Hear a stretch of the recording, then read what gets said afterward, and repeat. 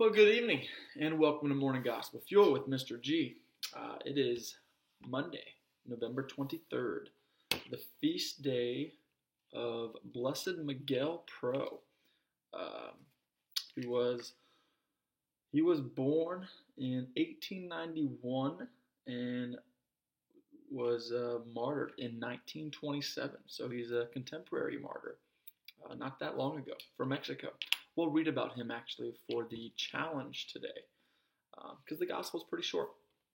So let's get on to that gospel.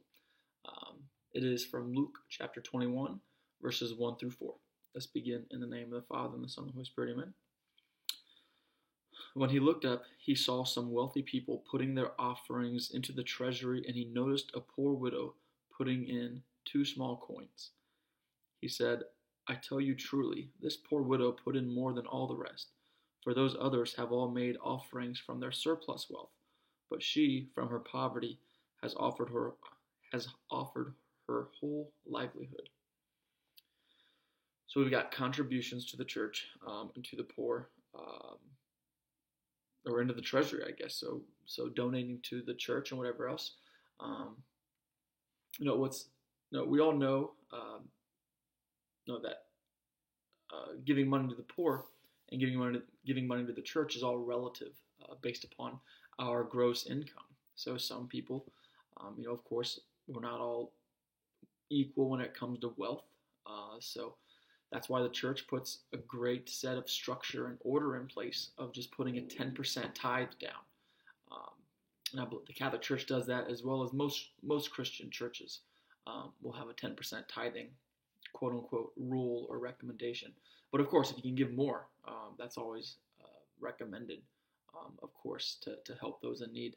In fact, if it even breaks it down even further, where 5% of that 10% is supposed to go to the church, and then the other 5% is supposed to go to the poor and other charities. So that's just something that you need to weigh in or weigh out, and just discover on your own how you want to spend that money to get that 10% tithe. So otherwise, because we see the poor widow's contribution today was much more than the wealthy man, because she gave out of her poverty, where the wealthy gave out of their surplus. So it's all about trying to reach our heart to make sure that our heart is a giving heart, and we don't just do it to look good.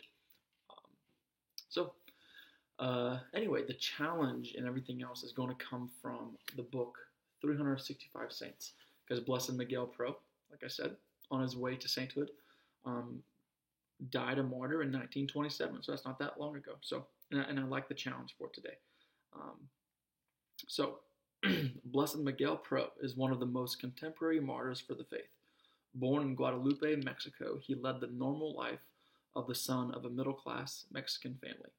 He tormented his sisters, fell in love, and played endless practical jokes. When he was 20, he applied to the Jesuits, and after his ordination in Belgium, returned to Mexico at a time when any priest in that country could be arrested and prosecuted. Through his wit and skill, he managed to evade capture for nearly a year, but he was betrayed by a young boy and executed by firing squad for the crimes of being a priest. He asked for only 2 things: to spend a few minutes in prayer and to die with arms outstretched in the form of a cross. As the shots rang out, he cried, Viva Cristo Rey, long live Christ the King, which we just celebrated Christ the King on this past yesterday. His sister, who had obtained a stay of execution, was not allowed into the courtyard until it was too late.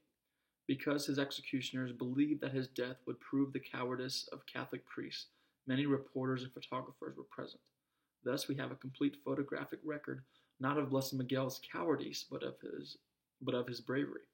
If a picture is worth 1,000 words, then the pictures taken at the time of Blessed Miguel's death are worth tens of thousands of words in behalf of his unshakable courage. May Blessed Miguel and all who have died for their faith give us the courage to live for ours. And the question is, what would I be willing to die for? And as us Catholics in America, I think this is very irrelevant for us. It says, may I always remember religious freedom is often paid for in the blood of martyrs. I think a lot of people take their Catholic faith for granted.